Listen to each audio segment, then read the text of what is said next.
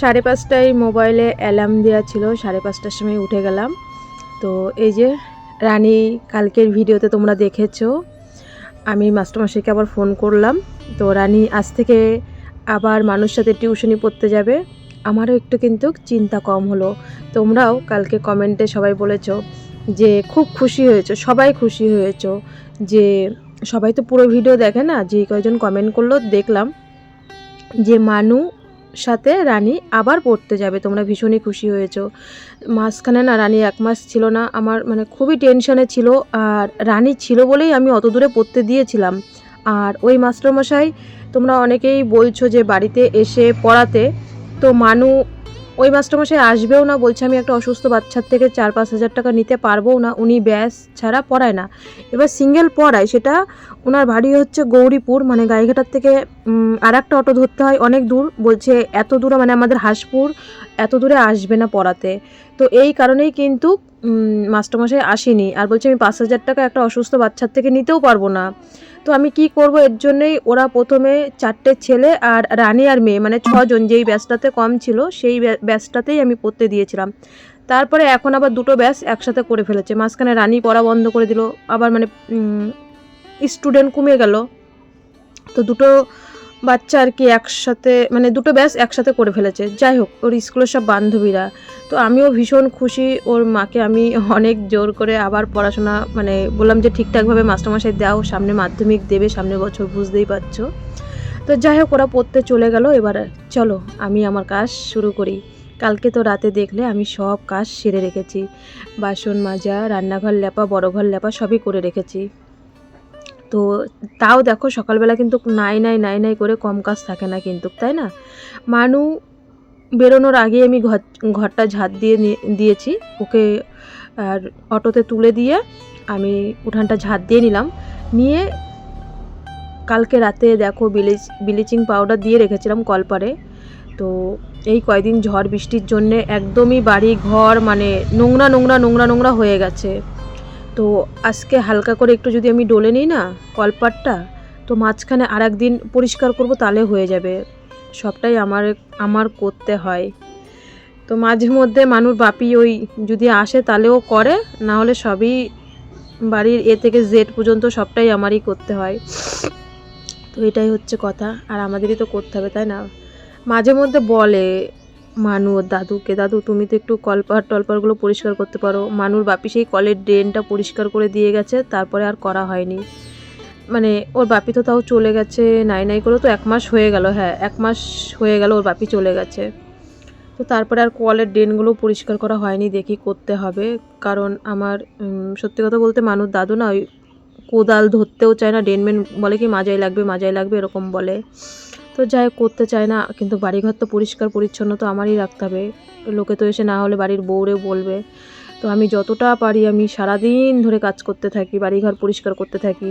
তবু দেখো এই মেয়েকে নিয়ে দোকান ফোকান নিয়ে ঝামেলা।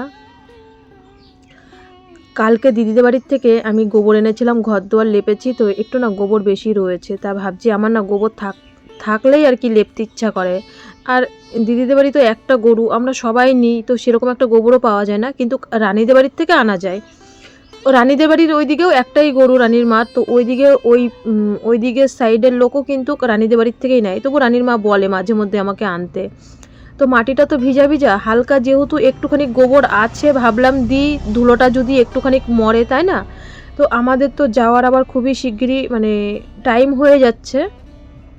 তো ভাবছি সংক্রান্তির মধ্যে তো আমরা বাড়ি থাকবো না, আমাদের আর সংক্রান্তি আর পুজো, আমরা কোনো সময় বাড়ি থাকতে পারি না। তো তার আগে তবু একবার লেপে পুচে ধুয়ে যাব। তো হালকা করেই এর জন্য লেপছি, কারণ আবার 10-15 দিন পরে আবার লেপতে হবে। তো প্রথমে বড় ঝাঁটা নিয়েছি, বড় ঝাঁটা দিয়ে কিন্তু উঠানটা লেপা যায় না, ছোট ঝাঁটা দিয়েই সবসময় উঠান লেপতে হয়, মুড়ো ঝাঁটা বলে অনেকে। তো মিটার ঘরে এর জন্য আমি এই মুড়ো ঝাঁটাটা না যত্ন করে রেখে দিই, ওই শুধুমাত্র উঠান লেপার জন্যে, যে এটা অনেক কাজে লাগে। তো যাই হোক, একটুখানি গোবর আছে বলে সকাল সকাল, বেশি তো একটা বাজে না, মাত্র 6:30 বাজে। তো আজকে আমার 6:30টার মধ্যে কিন্তু A to Z কাজ হয়ে গেছে। শুধু উঠানটা লেপে তারপরে চা খাইনি কিন্তু, কারণ বাসি কাপড়ে চা খেতে ভালো লাগে না। আমি সবসময় নাইটি ছেড়েই তারপরে চা খাই, সে যতই আমি চা নেশাখোর মানুষ হই। কিন্তু তবু বাসি নাইটিতে আমি কিছুই মুখে দিতে পারি না। আর বাবা তো এখনও ওঠেই নি, তা আমি উঠানটা লেপতে লেপতেই উঠে গেছে আর কি আমার কাজের শব্দ পেয়ে। তো ওইদিকে এখনও ঘরের সব গোছানো রয়েছে। মানুকে কিন্তু আবার মানে ও পড়ে 8:30 পৌনে 9টার মধ্যে চলে আসবে, কিন্তু ওর আবার বাড়িতে 9:30টার সময় পড়া আছে। কালকে মানু মাস্টারমশাইকে ফোন করে বললো, দাদা একটু তাড়াতাড়ি পড়াতে আসতে পারবে, কারণ আমাদের ঘরটা না যেন গরম হয়ে যায়। তো আমি বলেছি আর কি, আজকে পড়াতে এসেছিলো তখন, আজকে বলতে পারিনি, কালকে যখন পড়াতে এসেছিলো তখন আমি বলেছি যে দেখো আমাদের ঘরটা না গরম হয়ে যায়, একটু যদি তাড়াতাড়ি পড়াতে আসো তাহলে ভালো হয়, না হলে মানুর খুবই কষ্ট হয়। তো বলেছে ঠিক আছে আমি চেষ্টা করব। আমি বললাম দেখো ও তো আগের বছর তোমার কাছে পড়েছে, আর আমি তো 2000 টাকা করে দিই যে না আমি ফ্রিতে পড়াই, তাও তো সেরকম ব্যাপার না। তো একটু যদি সকাল সকাল আসো, 12টা 1টার শুভ সময় সকাল আসলে। সবাইকে। সবাই কেমন আছো? আশা করি সকলে ভালো আছে। আমিও মোটামুটি আছি। তো এখন বাজে 6:45 বাজে। বাসি নাইটি ছেড়ে এই যে 1 কাপ চা করলাম। 1 কাপই করেছি, কারণ বাবা মাত্র উঠেছে। এখনও চা দিতে দিতে এখনও মনে করো 7:30 8টার দিকে চা দেবো, কারণ মাত্র উঠেছে, বিরাস টিরাস করবে, দোকান খুলবে, দোকান ঝাড় দেবে, মানে জল ছিটামিটা দেবে, তারপরে চা দেবো। তো আমি তো সকালবেলা মানে বাসি কাজ সেরেই, বাসি নাইটি ছেড়েই আগে আমার চা খেতে হয়। তো এই যে 1 কাপে লিকার চা করে নিয়ে এসি। তো সকালটা চায়ের সাথে শুরু হোক, চা খেয়ে আবার লেগে পড়ি। তো চলো, হ্যাঁ আমি চাটা খেয়ে আবার আসছি। চলো আবার শুরু করি। চা খেয়ে নিলাম, আবার শুরু করি। এদিকে দেখছি ঘড়ির কাঁটায় কাঁটায় মানু কিন্তু চলে আসবে। এসেই ভাত চাবে ও, কিন্তু জানো না ও ভীষণ ভাতের পাগল। এসে যদি দেখেন আমার রান্না হয়নি, মানে কি করবে, ও কিন্তু সেরকম কিছু খেতে চায় না।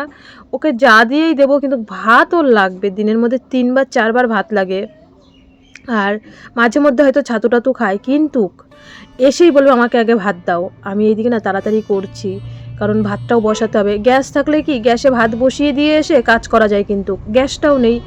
আর আজকে 4 দিন হয়ে গেছে গ্যাস বুক করেছি, তো এখনও গ্যাসটার খবর পাইনি। মানু ও দাদুর সাথে বলছে, ঘ্যান ঘ্যান করছে, দাদু একটু দেখো না বিশ্বদের বাড়ি গ্যাস এসছে কি না, আর না হলে সেই আমার আবার বাজারে যেতে হবে। আমিও বলছি বাবাকে একটু দেখো না, কিন্তু উনি যাচ্ছেই না। বলে না ওই আমার দরকারের সময় না যায় না। উনি দেখবে দোকান বন্ধ করে দিয়ে কত এদিক ওদিক থাকবে, যখন আমি বলবো একটু যাও যাও তখন আর যায় না। তো যাই হোক, আমারই বললাম না, সবটাই আমারই, ঘরে বাইরে সব কিছু ম্যানেজ করতে হয়। তো এই গ্যাসটা যে কবে আসবে, আজকে নাই নাই করে গ্যাস ঘরে 10 দিন হয়ে গেছে গ্যাস নেই। আজকের কথা 10 দিন মানে মুখের কথা, এইদিকে জ্বালানিও নেই। জ্বালানি থাকলে রান্না করতে সুবিধা হয়, কি করা যাবে বলো। তো এইদিকে দেখো বিছানা গুছানো হয়ে গেল, এইদিকে চেয়ারটা পরিষ্কার করে দিলাম, মাস্টারমশাই চলে আসবে পড়াতে। মানুরও ঠিক আসার টাইম হয়ে যাচ্ছে। এবার গিয়ে আমি ভাত বসাবো দুটো। কালকের কতগুলো ভেজা জামা কাপড় রয়েছে, আজকে আর কাচবো না। দেখো পুটুলির মধ্যে করে রাখলাম, আমি সবসময় পুটুলির মধ্যে এরকম করে রেখে দিই। এখনও দুটো বিছানার চাদর রয়েছে। তারপরে আজকের জামা কাপড় কাচবো না, আজকের সব এই দিকের কাজগুলো করব। এই ভিজা জামা কাপড়গুলো শুকাক, কালকে এগুলো না কেচে দিয়েছিলাম। তো এদিকে দেখো ভিজা জামা কাপড়গুলো মেলে দিয়ে তারপরে ভাত বসাবো। কি রান্না করব সেটাও একটা চিন্তা, মানে বাড়ন্ত সবজি আর কি, শুধু একটু পটল আছে আর একটু উস্তে আছে। আর কালকেও ডাল করেছি, দেখেছো শুক্তো ডাল করেছি। তো শুক্তো ডালের রেসিপিটা তোমাদের সাথে দেখাতে পারিনি, কারণ স্টোভে তো জানো না ওই বারবার স্টোভ বন্ধ হয়ে যায়, কোনো রান্নাই তোমাদের সাথে ঠিক মতন দেখাতে পাচ্ছি না কতদিন ধরে। তো গ্যাস আসুক, এখন তো গরম এসছে, এখন মানে শুক্তো ডালের রেসিপি তোমাদের ঠিক দেখাবো। আর এক একজনের মানে এক এক রকম রান্না করে। তো যাই হোক, আমি গ্যাসটা আসলেই আমি তোমাদের সাথে আর একবার শুক্তো ডালের রেসিপিটা দেখাবো, কারণ গন্ধরাজ লেবুর পাতা দিয়ে কিভাবে রান্না করে। তো জামা কাপড় মেলে এইদিকে দেখো আবার চা করে নিলাম শ্বশুর বৌমার জন্যে। আমি তো একবার চা খেয়েছি, আবার চা করলাম। প্রায় এখন দেখতে দেখতে 7:30 বেজে গেছে। আর এই যে কালকে বাসনগুলো সব মেজে রেখেছিলাম, তো গোছানো হয়নি। তো এইদিকে বাসনগুলো গোছাতে চলে এসেছি। তো মানু না অনেক দিন ধরেই বলছে, আমরা তো সেরকম একটা তেলাপিয়া মাছ খাই না, তোমরা দেখো, তোমরা কমেন্টে বলেছো তেলাপিয়া মাছটা খাবে না, তো মানে খায় না। তো মানু বলছে জানো মা, আমার না তেলাপিয়া, দেশি যে তেলাপিয়া সাদা হয় মানে ছোট ছোট সাইজের, ওই মাছ না খেতে ইচ্ছা করছে। তো আমি বললাম ঠিক আছে। তো মানু না ও দাদুকে বলে গেছিলো যে দাদু তুমি যদি বাজারে যাও মাছ আনতে, তাহলে তেলাপিয়া মাছটা আনবে, আমার না অনেক দিন ধরে খেতে ইচ্ছা করছে। তুমি সবসময় রুই মাছ আনো, আমার না রুই মাছ ভালো লাগে না। ওই দেখো বলতে বলতে মাছওয়ালা চলে এসছে। তো আজকে জ্যান্ত তেলাপিয়া ছিল বলে দুটো ছোট ছোট তেলাপিয়া নিলাম, মানে মাঝখানে 2 পিস করে করেছি। তবু মানু যেরকম বলেছিল তার থেকে বড় হয়ে গেছে। ওইদিকে মাছ চলে এসছে মানে মাছ দাদা, আর এইদিকে আবার ঘোষ দাদা চলে এসছে দুধ দিতে, মানে একসাথেই সব চলে এসছে। তো এদিকে দেখো আমি রান্না বসাবো। হাঁড়িতে চাল ধুয়ে এসছি সব গুছিয়ে। তো বললাম না, যে একটা শুটকি বেগুন ছিল, ওইটা ভাবলাম একটু ভাজি, একটু পেঁয়াজ ডাল করি, জানি না মানু এসে ঘ্যান ঘ্যান করবে কি করবে না। আর একটু পটল ভাজি, আর কিছু ছিল না ঘরে। তো এইগুলোই ছিল, এইগুলোই আপাতত মানে সকালবেলার মতন খাবার দাবার করি। তারপরে দুপুরবেলা তো মাছটা করব, মানুকে আবার পড়াতেও চলে আসবে। তাড়াতাড়ি করছি যে একটু রান্নাটা করে দিই তাড়াতাড়ি। আর স্টোভ ধরাতে গেলে তো মানে আমার 1 ঘন্টা লাগে। স্টোভ ধরানোর জন্য আরও বেশি মানে রান্না করতে ইচ্ছা করে না। কিন্তু আজকে 10 দিন ধরে তোমাদের সাথে হয়তো রান্নাবান্নাটা ভালোভাবে শেয়ার করতে পারছি না।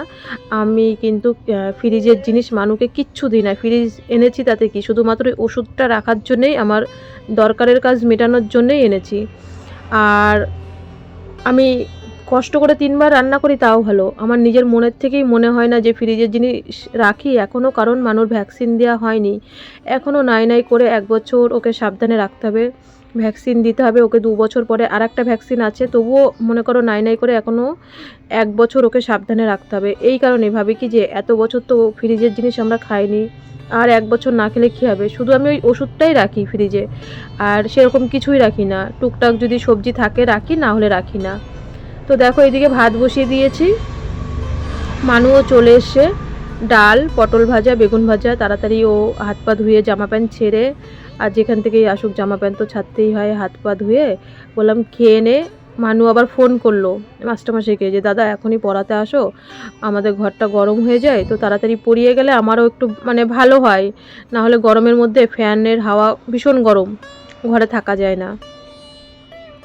তো এই দেখো মানে বলে না ওই প্রেশারে বলছি, স্টোভে ডালটা সিদ্ধ করেছি ভালো, ডালটা সিদ্ধও হয়নি, কি করব, বন্ধ হয়ে যায়। ওই আর কি কোনো রকম খেয়ে বেঁচে থাকা আজ 10 দিন ধরে। কালকে দেখো ঘরটা লেপেছি, এখনও শুকায়নি কিন্তু ভালো করে। তো মাস্টারমশাই আসার আগে আরেকবার আমি তো সকালে বাসি ঘর ঝাঁট দিয়েছি, তো এখন তো বেশি বাজে না, মাত্র 9:30 বাজে, তো আরেকবার ঝাঁট দিয়ে নিলাম। এবার মাছটা কাটবো। আমার কিন্তু আজকে খুব তাড়াতাড়ি, বলে না ওই যে অনেক ভোরে উঠেছি 5:30টার সময়, তো কালকে রাত্রেও সব কাজ সেরে রেখেছি। আমার মনে হয় যেন কি দিনের থেকে না রাত্রিবেলা সেরে রাখলেই কি একটু দিনের বেলা সকালবেলাটা আরাম পাওয়া যায়। না হলে সকালবেলা এই রান্না বান্না পড়াশোনা থাকলে কিন্তু ভ্যাবাচাকা লেগে যায়। তো মানুকে ওইদিকে পড়াতেও চলে এসছে, আমি এই যে ঘরের পিছনে চলে এসেছি মাছ কাটতে।